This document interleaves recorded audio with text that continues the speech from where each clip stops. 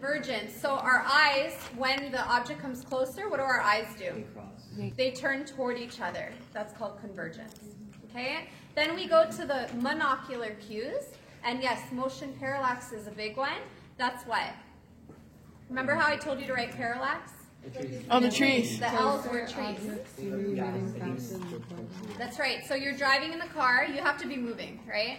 You're driving in the car, and the trees that are close to you, they appear to move quickly. The trees that are far away appear to move slowly, and we can judge distance just based on that.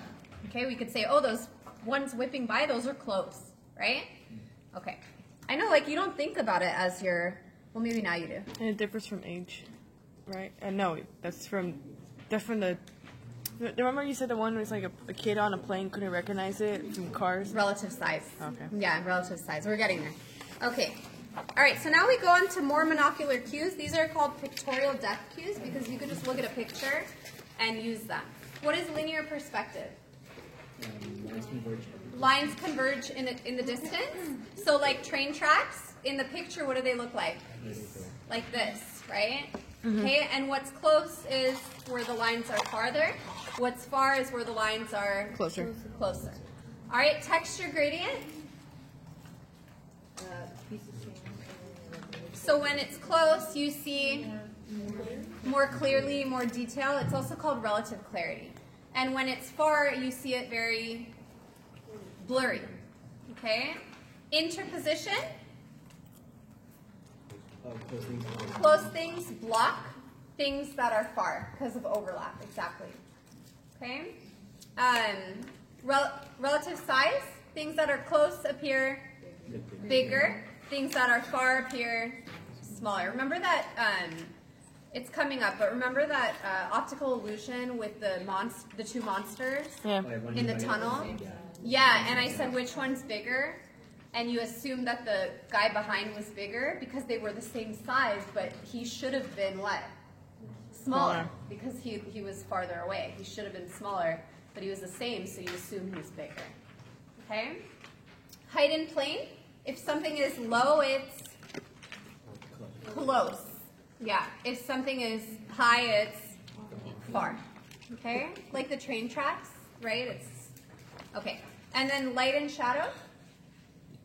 It just gives it a 3D, like the illusion of 3D, and so that helps us figure depth perception too. Okay.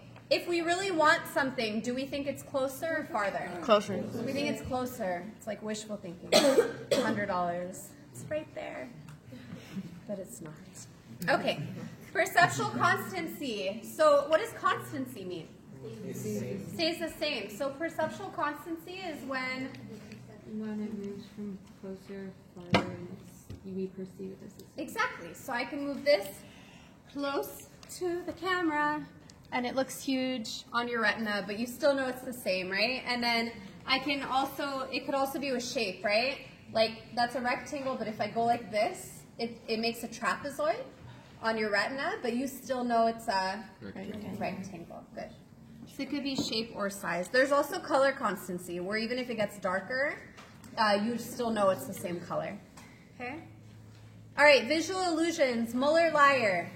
Those lines are that one's bigger. Yeah. No, you're a liar. No, it's Muller-Lyer. So they're actually the same. And this explains why the outside of the house, the inside of the house might look bigger than the outside of the house. Is that? Hold on, we'll see. No, the inside looks bigger than the outside. The inside looks bigger than the outside. Yeah, you're right.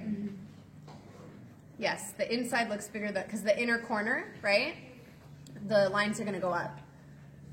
So the inside looks bigger than the outside, even though it isn't. Okay, impossible figures, figures that can exist in 2D but not in 3D. Good. That was the monsters that we were talking about. The Ames room, what? Why do we fall for it? Why do we say like, oh my God, she grew? Because of our schema, because our, rooms that we're used to are all 90-degree angles, right? The floor and the wall are right angles. The wall and the ceiling are right angles. So we assume that the room is normal right? According to our standards. So then the girl must have grown, right? Okay. All right, on to sound. Okay, so amplitude for light waves was brightness. Amplitude for sound waves gives us loudness. Good. Wavelength for vision gave us color. Wavelength for sound gives us Pitch. pitch. Okay? And then purity for vision gave us Timber. saturation. Purity for sound gives us timbre. So let's go over the mnemonics now. Pitching a ball at the waves frequently, and you miss, and someone gets hurt. and someone gets hurt, and it hurts. Okay? So frequency, pitch, hertz, those all go together. Hertz is how we measure frequency, which is a measure of pitch. Is that clear? And then wavelength, because you're pitching at the waves, so that's wavelength and frequency is the same thing. Clear? Do you guys remember that mnemonic? Yeah. That was the one that you guys looked at me like I was insane. Yeah. It was so long. The longest one. So once again, you're pitching a ball frequently at the waves, and you hit someone and it hurts. Tell your neighbor. Go. You are pitching a ball frequently at the waves. Miss, and then You're pitching frequently at the waves and miss. I don't know. No, you hit someone. It hurts. The amplitude and frequency, right? Alright. What can we hear between 20 and 20,000 hertz? Is what we can hear. What happens as you get older? It goes down. It goes down. You can't hear the high pitched ones. Remember? That's why I said your grandpa can't hear your grandma. No, my grandma can't hear my grandma. All right. It's just a joke, but you can remember it that way. Over 85 decibels can what? Damage your ears. All right, the ear. Here we go. The ear. What is this? Pinna. What does it do? Collect sound. Collects sound. It funnels in sound waves like a funnel, right? Then the sound goes through the, before that, auditory canal, right? Which is like the tube thing. And then it hits the eardrum, which vibrates, okay? And then it goes into the middle ear where you have your ossicles, which are anvil, hammer, and stirrup. Anvil, hammer, and stirrup, which are the tiniest bones in your whole body. And they also vibrate and amplify the sound, okay? Then it goes to the inner ear, and first it goes through the semicircular canals, which are filled with fluid and help you with balance. Think of it as like a roller coaster, and you're off balance when you get off, right? And then it goes to the cochlea, which is Latin for snail. It was Latin, right? Yeah. For snail. Okay, and then inside the cochlea, what do you call the inner surface? The Basilar membrane. Okay, and then on the basilar membrane are hair cells. And they move because what's inside the cochlea also? Liquid. Fluid also. Okay, and so they move, right? And then connected to that is the auditory nerve, which sends information to the brain. First to the thalamus. Then to the brain. That's part of the brain. Temporal lobe. Okay, which is above the ears. Okay? Good. Alright. Did we have a mnemonic for basilar membrane? I feel like we did. We didn't have? Bass? Yeah, at Coachella you hear bass. That's right. So at Coachella, like cochlea sounds like Coachella, you hear a lot of bass, and so the basilar membrane is inside the cochlea. It's like the inner surface. Oh, we had something. And everyone's hair is like hair cells. Isn't it like they're dancing, right? They're dancing. Oh yeah, they're dancing at Coachella. Yeah. All right.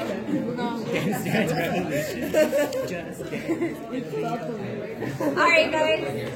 We Oh, again, you have specialized cells. Basically every sense has specialized cells. You just need to know that. Okay, pitch perception. So how do we perceive pitch? There are two theories. Which one is right? Both. Both of them, otherwise we wouldn't learn both, right? So place theory, place, keyword, what does it say? We have specific pitches. We recognize specific pitches based on where, the location, the area that is vibrating, okay? And then frequency theory says the rate at which the whole thing vibrates, the speed, right? So remember the mnemonic was friends in High places. So yes, that's right. High pitched sounds are which theory? Place theory. Place theory. Low pitched sounds are the Frequency theory. frequency theory.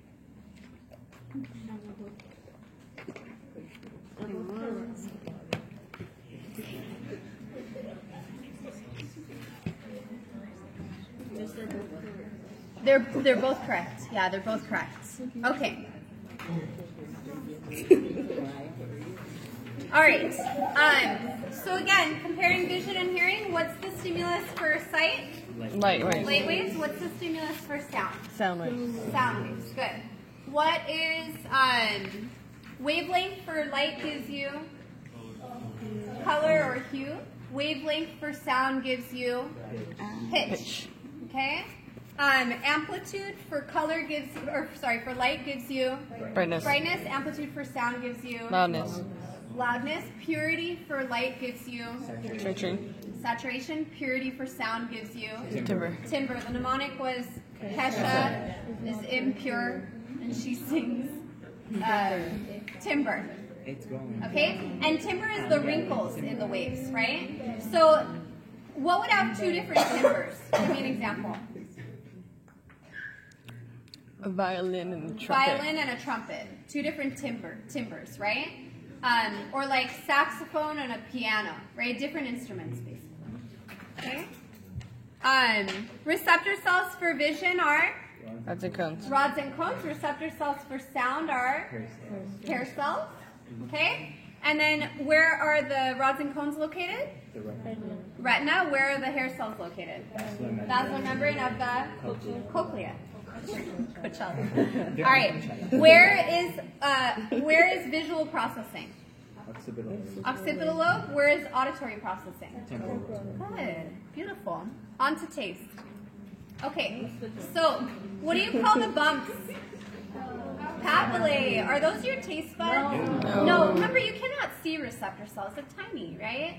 But if you have a lot of papillae, you have a lot of taste buds because the taste buds surround each papillae. Okay? What are the four tastes? Or what are sweet and sour, bitter and salty. Remember sweet and sour chicken or pork or whatever? Sweet and salty. Umami is the fifth new one. Yes, correct. Umami is bitter. I don't know. I don't think so. And the Sour Patch Kids, they're sweet and then they're sour. Oh, okay, yeah, sweet and sour, that works. And then if someone is bitter, they're salty.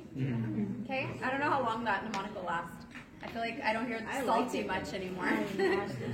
All right, umami means what? Savory in Japanese. Okay, what do we call the taste system? Gustatory, because gusto from Ratatouille, right? Good. Or if you didn't watch Ratatouille, think of a gust of wind blowing garbage and you taste it. All right, taste buds have a short life. Insular, okay, where's taste? So, Like your click forehead. Okay, so taste is processed in the Frontal lobe. frontal lobe. And remember I said imagine your tongue stuck to your forehead and it's insulating it. So it's the insular cortex of the frontal lobe. Okay, I could just imagine you on the test going like this. I'm so proud. Okay. Taste out of all the senses is very like environmental. So you can be born, whatever ethnicity, like biologically, but if you're adopted into that family, you'll end up liking the foods that you grow up with, okay? And this is why your taste can change very easily. So it's always good to try and change them toward things that are good for you, because if you get really used to eating like fries and all that stuff all the time, that's what you're gonna like. But if you try to eat healthier stuff and then you try to go back to all that fried stuff, you're not gonna like it as much anymore. That's why I have perfect example. Yeah. My mom puts so much salt in our food that like I'll eat it and I'm like, yeah. She can taste the flavor. We have a friend that comes over. Well, now he lives in Boston, but he grew up with a lot of salt too. And whenever like he would come for dinner, he would like pile on the salt. Because I don't know if that was salt. Yeah. She's like, what? I don't do that. I don't get offended or anything. She's like, get out. Okay. Okay. Taste sensitivity. Super tasters have a lot of taste buds, and hence they also have a lot of palate. Okay, so they could taste more than the average person. What are the two tastes that they're really good at tasting? Sweet and bitter. Sweet because that helps with energy, and bitter because it helps avoid poison. So both are linked to what? Survival. Who's more likely to be a super taster, a man or a woman? A woman. A woman, and why would that help? Women are gatherers. Because when they're pregnant and when they're breastfeeding and when they're gathering the food for the babies, like, historically, they, like, if they were not super tasters, more of their young could have died, basically. Think of it that way. Okay? There are also non-tasters who have less taste buds. So super tasters are about 25%, like a fourth of the population. Non-tasters are about a fourth, and normal, regular tasters are like half. Clear? Okay. Taste aversion. What is this? What kind of conditioning is this? Classical. Classical. You eat something, you get sick. What happens? Next time you don't eat it. It a lot of times only takes one pairing, right? Versus like the dog and the bell took a lot of pairings. You get what I'm saying? Mm-hmm. So if it's linked to survival, oftentimes it just takes one pairing, like something that scares you or hurts you or makes you sick. One pairing and you want to avoid it. Okay? With no, it was Stonefire. Yeah, exactly. Okay. Flavor is influenced also by Smell. by odor, right? Smell. Okay, so and that's why when you guys are sick and you're all stuffed up, you don't really taste. Yeah, it's a bummer. Okay, smell. What's the system called? Olfactory. Because it's like a Smell factory. Good. What do you call the receptor cells? Cilia. Olfactory cilia. Think of a silly sock factory. Okay? And then smell, remember the hospital maps? Go like this. Where does it go? Temporal lobe. Yep. Do you guys remember that? Yeah. We could distinguish like thousands of odors, but we don't have names for all of them. I think you guys know that. It's not linguistic relativity as well, so. Olfactory cortex in the temporal lobe. What? Linguistic relativity as well. Yeah. If we had a whole bunch of names, we'd be able to distinguish. Right, yeah, you're right. You can't Wouldn't that be like more helpful, like for like detecting like smoke? So instead of being like, oh, it's a fire, you could be like, well, if we could tell the difference, you'd be like smoke in the trees. Like a barbecue versus yeah, true. Okay. All right, touch. What do you call the outermost layer of the skin? Epidermis, because outer epi. And then what do you call the one underneath? Dermis, and then under? Subcutaneous, like under. Okay. All right. Touch. So we have different receptors, 6 different receptors, okay, that sense different types of touch sensation, like mechanical, like pressure and cold and warmth and stuff like that. We have feature detectors also for skin. Where does it go from your skin? Spinal cord? What part? thalamus, and then somatosensory cortex of the parietal lobe. So remember, parietal is touch, right? So somatosensory cortex is like the specific area. Remember, it's that headband behind the motor cortex. Good, Kim. Yeah. Okay. Are we good on that? Mm-hmm. So once again, touch. Where does it go? Spinal Spinal cord cord. to the thalamus to the Somatosensory. somatosensory cortex. Good. Pain. Okay. Pain. Also sent to the amygdala because fear should be linked to pain because survival, right? Also sent to the hypothalamus. What does the hypothalamus do? Fight or flight. Exactly. Okay. So there's the fast pathway and the slow pathway. What kind of pain does the fast pathway handle? Like when you touch a hot stove. Like a quick, like immediate type of pain, right? And then what about the slow pathway? After a while, like the lingering pain, like when you get burned, you know, and then it's like hurts for a while. Okay, what kind of fibers for the fast? A delta, because if you're fast at something, you get an A. What kind of fibers for the slow? C. Okay, because if you're not quite there yet, you're slow at something, you get a C. Okay, pain perception. What increases pain?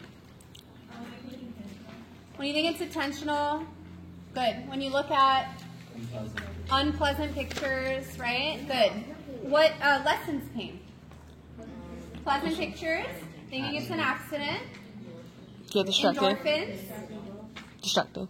Like when you and your show. Distracted. Placebo effect, right? If you think you're taking a pill that's going to lessen pain, your expectations will affect how you feel, and your pain will, in fact, lessen. Good. Psychosomatic, so we learned that before. We learned it again now. What does it mean? Mind effects. Body. Okay, good. Okay. Pain perception. We talked about glia nourishing and removing waste in the neurons, but grandma glia also has chronic back pain. So glia is also involved in chronic pain. Okay, chronic pain. All right, gate control theory says what? We have like an imaginary gate, and when it's open, we could feel the pain, but sometimes it closes, and we don't feel the pain. So just remember gate and pain. Think of like a barbed wire gate. Painful. Okay? Okay, the senses all work Together, and that is how we experience experience the world. Very nice. All right, you can end it. And then